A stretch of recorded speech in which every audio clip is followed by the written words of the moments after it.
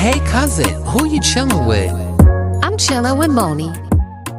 Kendrick Lamar's For Sale Interlude is one of the most important pieces of The Pimp a Butterfly. On the surface, it plays like a dreamy, almost hypnotic track. But what Kendrick is really doing is personifying Lucy, shorthand for Lucifer, the temptation of money, fame, and the music industry's dark side. Lucy promises him everything: mansions, riches, a way out for his family, and a power beyond measure.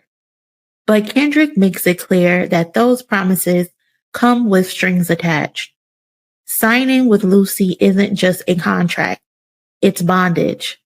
You get the mansion, but you give up your freedom. You get the stage, but you lose your soul in the process. The outro drives it home. Kendrick admits he's conflicted, misusing his influence, spiraling into deep depression, screaming in hotel rooms. Why? Because Lucy's bargain is a trap. But Kendrick didn't just rap about Lucy's trap. He avoided it in real life. According to his OG Glasses Malone, Kendrick played chess with his publishing.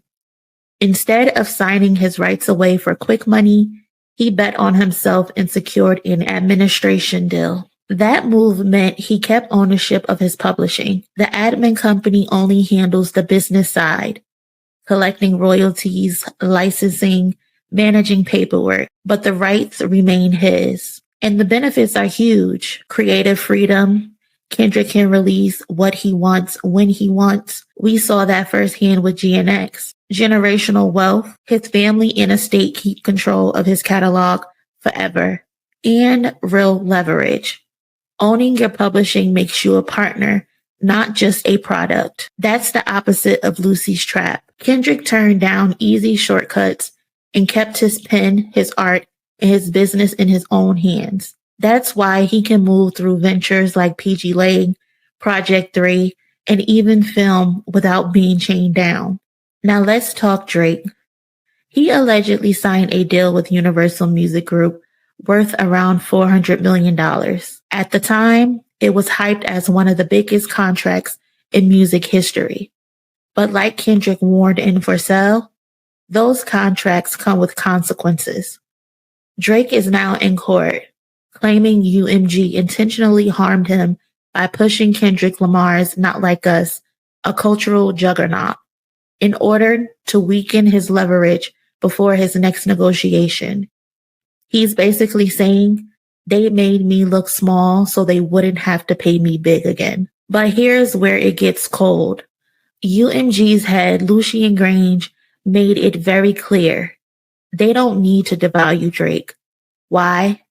Because they already own him.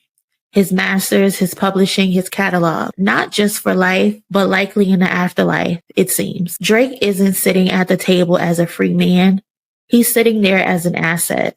This is where Kendrick's message in For Sale hits the hardest. Lucy says, sign this contract. I'll fill your pockets. I'll move your mama out of Compton. I'll give you the world. Drake took that deal.